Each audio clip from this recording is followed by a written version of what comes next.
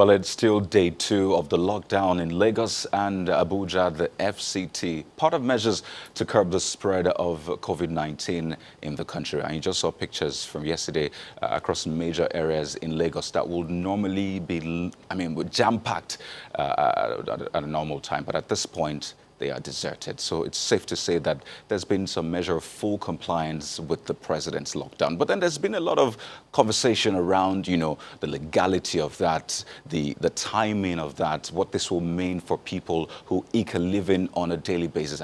So many questions around that. So let's take some of his perspectives as we join Kayode Ejilo, who is a legal practitioner. He joins us live from our Abuja studio this morning. Good morning, and thank you for joining us on the program. Hello, good morning. Good morning. Now, the vice president yesterday backed up the president, saying, you know what, this lockdown is actually backed by law. He referenced the Quarantine Act of 1926, saying that, even in the face of these times, there's no questioning of that lockdown. First, I'd like to get your opinion on that and your experience. Since you stay in the FCT, how has that lockdown been in the FCT in your area? And what do you think of the president's pronouncement, the legality of that? Well, thank you very much. Let me start with my experience. The lockdown has been so effective in Abuja, particularly. Like I live in Kado Estate, and coming over here today, I know what it took me to be here. And you need to see that. I think relatively, Nigerians, particularly Abuja residents, they seem to obey that order. And particularly, this is about public health. This is about themselves. Nobody really want to die. Particularly, I do tell this to people, Nigerians, I believe, what Nigerians don't really want to do is to die. And one need to really thank the authority, the commissioner of police, and virtually everybody. You can see them moving up and down to ensure total compliance with that order. To the question about the legality and co. I want to believe first that maybe on lighter mood and side, that, in a situation where we don't seem to have much to do, your brains will allow you to think and to spew different arguments about this. But one is so clear. Let's start with these premises. The WHO, that is the global authority on health in the entire world, has already declared this what is happening in pandemic. And when you look at the definition of pandemic, you know that it's a disease that prevails not in a locality, but the country and even globally. And with that, the president, by the address of the president on Sunday, the first thing he first did is to give a report of what has happened so far. And it got to a point, and this is what I want Nigeria to view very well. It got to a point where he explained that he has a discussion with the NDC, and they've so advised him on what to do. And now let us look at the constitutional provision, because all those who have been arguing against what the president has done, premises theirs on the issue of fundamental human right, saying that you cannot restrict movement, and say that even if you must do that, you need to invoke the section 305, which is on the the declaration of state of emergency. But forgetting that it is the same law that gives us the right, that is fundamental right, that even there is a provision that gives a condition, when such right you may derogate from that right. Section 41 of that section of that constitution talked about where there will be some other laws that may derogate, that may cause that such right to be silenced or to be shifted. Let me use that word.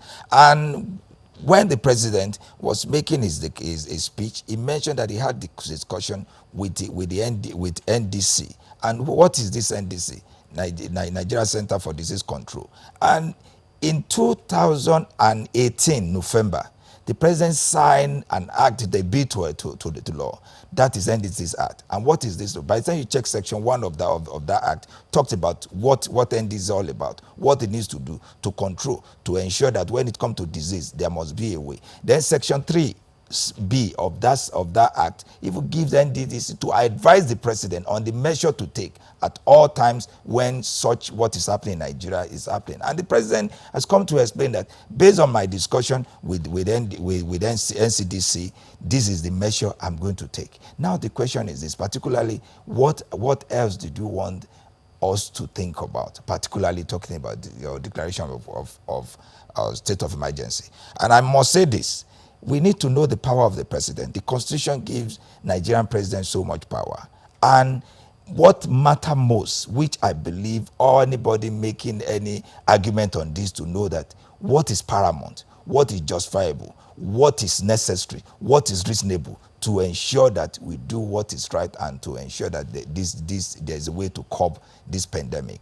And that is what the president has done. And up to now, I'm yet to see anything wrong with what president has done. And that is why I deliberately choose to toe the line of the NDDC Act, because what we've been hearing, everybody mentioning quarantine, forgetting that very close to 2018, there is an act that gives the president power to do what we are doing now.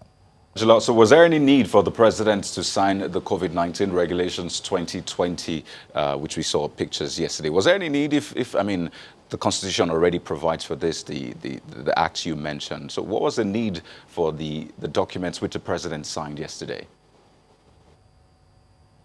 There's need for that, because there's irrespective of the fact that what the law says, the president needs to make a declaration. The president need to inform the world, and that is why we do ask this question. I remember, I need to say, though this is a private discussion, I spoke with Femi Falana, senior advocate of Nigeria. He asked me one simple question: that in a situation that if after locking down the country, if anybody is found wanting, what will have been, what can you use to say this is the reason I'm arresting such person? So the need for that regulation, it is more like a bylaw. It is more like a guidance. Like, let me give you an example. During the election, the laws gives INEC and other agency power to issue some guidelines, some regulation, which has to be followed. And that is why I do ask those who are against what is happening now, to ask them during the election, why is it that free movement is being restricted? Why can't we say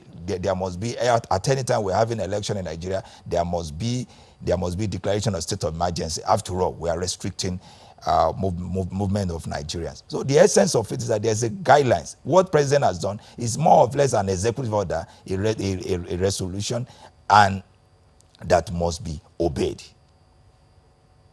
Yes, the president signed that document on the 30th of March. So that's a legal angle you have cleared and given your opinion on that. So the legal side aside, there's the economic angle. And I'm sure you've seen pages of the dailies, people talking about how this has affected, their daily earnings, people that eke out a living on a daily basis, market women, people across states saying that this is affecting us. In fact, there are videos going around on social media about how people are protesting in some form in their estates and areas. So it begs the question, yes, the law was made for man, not man for the law.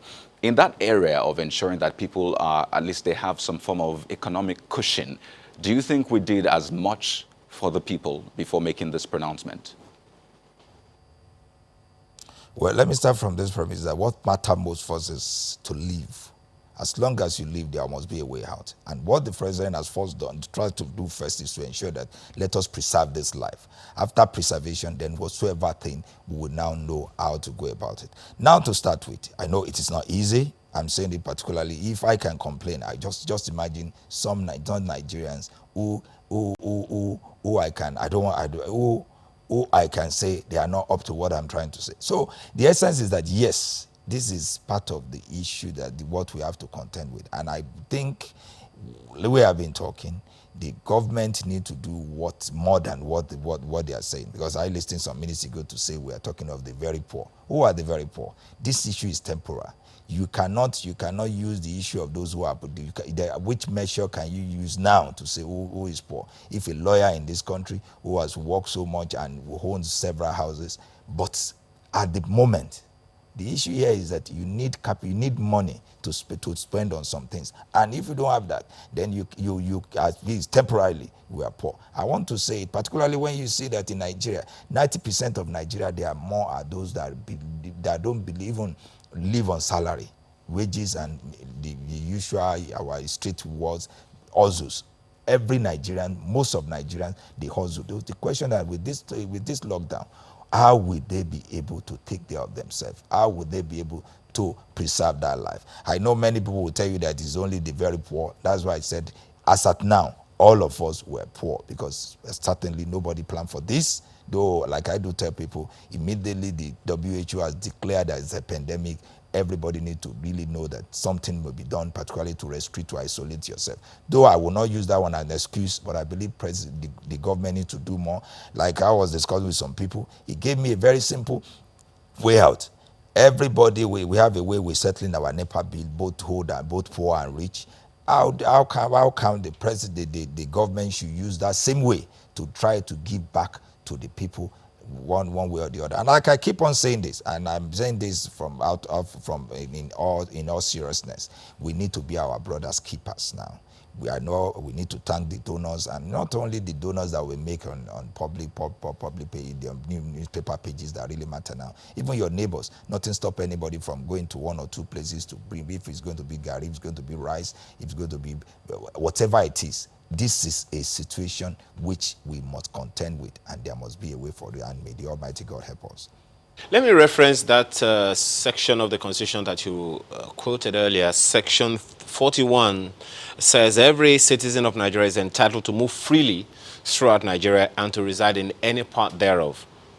Section 41 sub 2 says nothing in subsection 1 of this section shall invalidate any law that is reasonably justifiable in a democratic society. And the number one under that section, subsection 2, is A, imposing restrictions on the residence or movement of any person who has committed or is reasonably suspected to have committed a criminal offense in order to prevent him from leaving Nigeria. This one is specific to someone who has committed a crime, not just anybody. So, and you say that this empowers the president to restrict movements?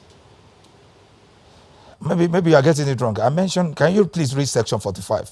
I mentioned section 45. Oh, okay. Section 45 of the Nigerian Constitution. Yes, please read it. Yeah.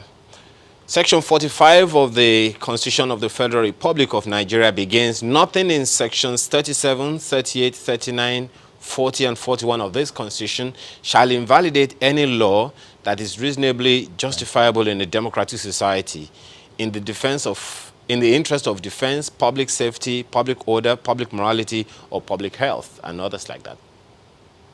Thank you very much. Thank you very much. That is the situation. But what that one says is that you can deviate from when it comes to fundamental right, when it comes to the issue of public health, public safety, defense. And like I said, the key word is that what is reasonable, justifiable, paramount. And like I said, as at now, what is paramount, what is justifiable is preservation of life. What is reasonable and justifiable and paramount is to ensure that we did not get entangled, get involved, get infected with this coronavirus. And the president has done what is expected of any commander-in-chief, of a leader that believes in the people and that want to preserve the life of his people, to say, this is what we, please stay at home, don't get affected. And I don't see anything wrong about that. And we need to get one thing clear. The president, with our constitution, president has a latitude, has a prerogative to choose among the power given to him.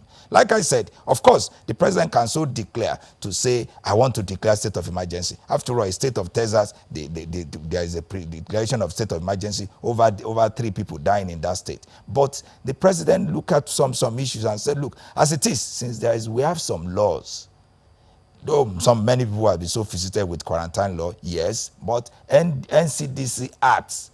This is a law that just November 2018, that's when this president signed that bill into law, gives the NDDC what they are doing and to so advise the president. And the president has taken that advice. And as president mentioned, even make the narrative of how he comes about doing this. And like some people will talk about timing. Nobody really know.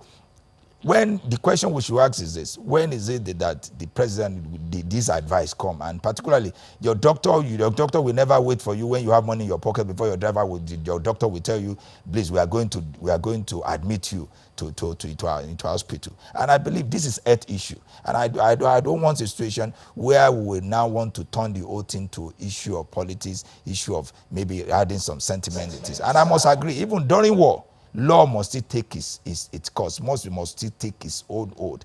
And in this, law has already provided for a day like this, for a period like this, that when we have issue concern health issue, this is what our authority must do.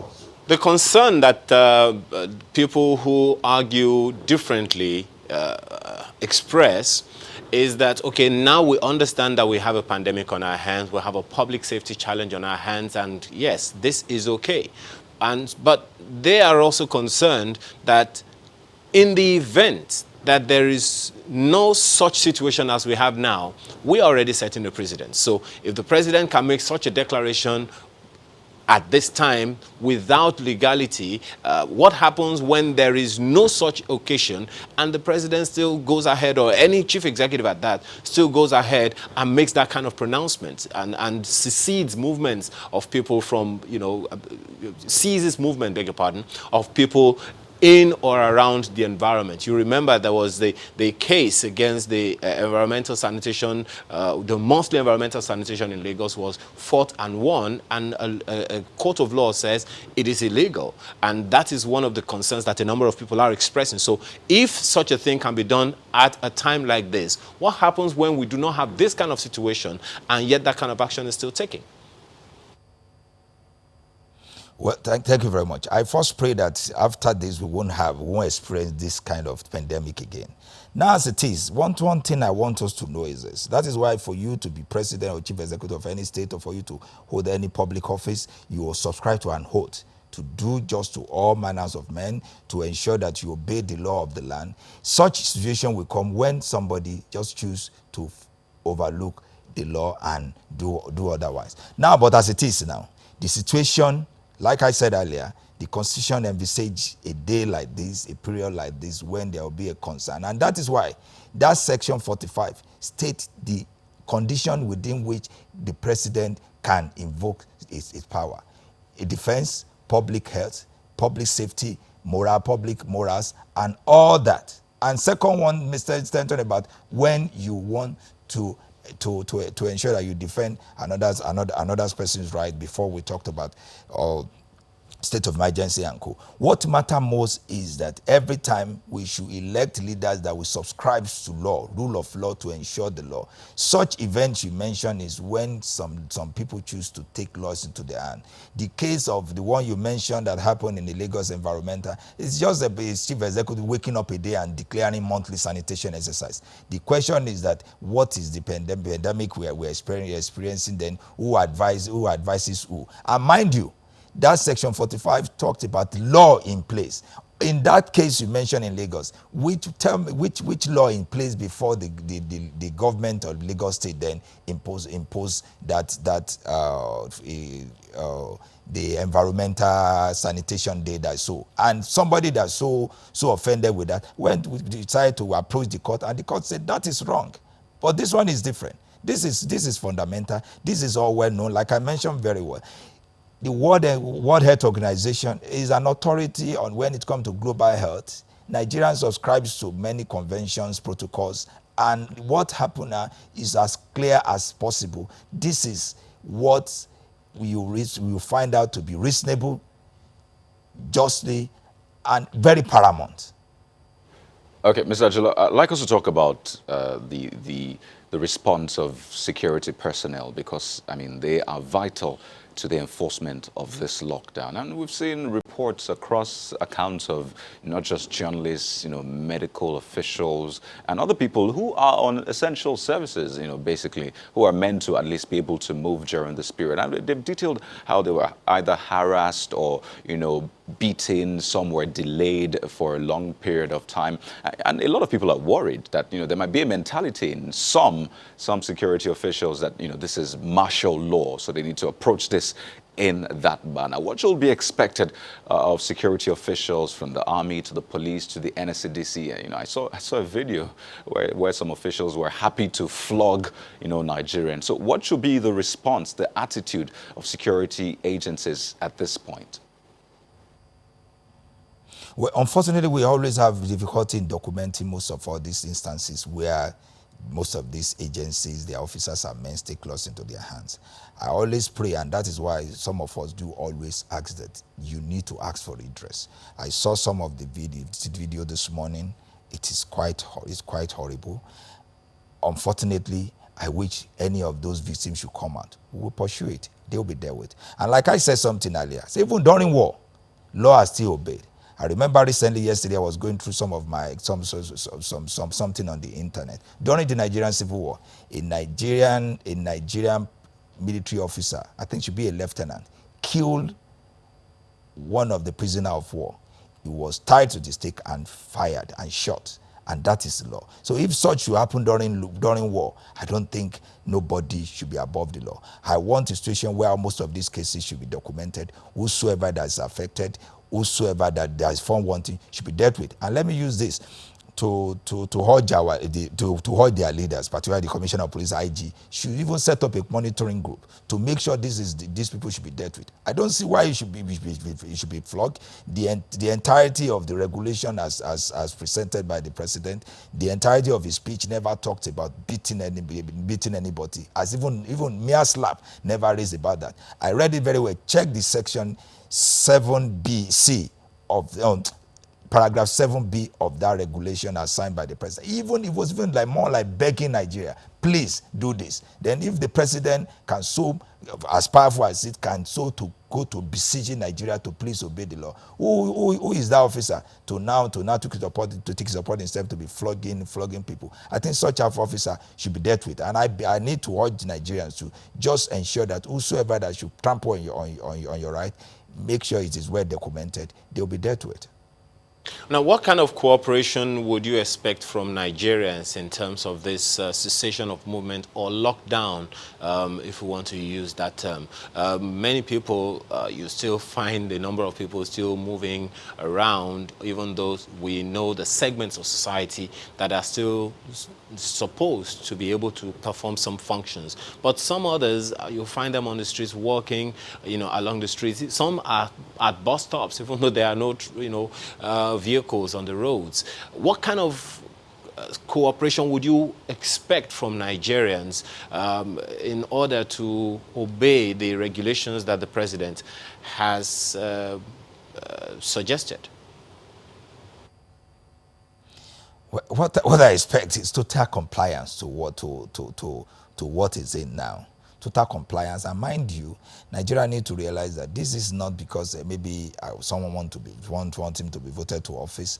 What matters most is our health. That is what is paramount, and that is why I must commend all those who are even against the procedure has been backed by the president. At the end of whatever may be the argument or against or for, they still ask for total compliance. That's why I need to commend the Afeniferes and even my brother, my senior Ebon Adegurua, saying that despite the fact that I did not agree with what is happening, Nigerians should comply with what is on now for their own good. And I think that is what it is. What matters, like I said earlier, what matters most is about life. Once there's life, then you can start thinking of anything. If the government asks you to stay off the road, tell you to maintain self-isolation, to maintain the social spacing, it is not because for any other thing than because of we the people. Because nobody, until when you are okay, you can't even think of doing anything. That's why you can notice for the past almost 2 months in Nigeria, what is paramount, what is being discussed is about this health issue. Nobody talked about vote for me. Nobody talked about want to build a house. Nobody's even thinking about that. That's why you can see that the economy is going down gradually. We just pray, let this thing be over. Should be over, so that we can resume our normal activities. Anybody can now think of having shares and building houses, buying cars, and doing whatever it is. Marriages are even being taken away. I spoke with one of my lawyers in the office as we were supposed to go to get married in the next 2 weeks. He told me that they have to call it off. So you can imagine what is going on. But what matters most is we must ensure that we preserve our life. We must ensure that whatsoever may be the regulation has been stated by those in authority to ensure of our own health. We should please comply with it. All right. We have to thank you very much, Mr. Kayode Ajulo, for being part of our conversation this morning. Kayode Ajulo is a legal practitioner based in Abuja. Thank you so much for your time. We're back in a moment with another related topic. Please stay with us.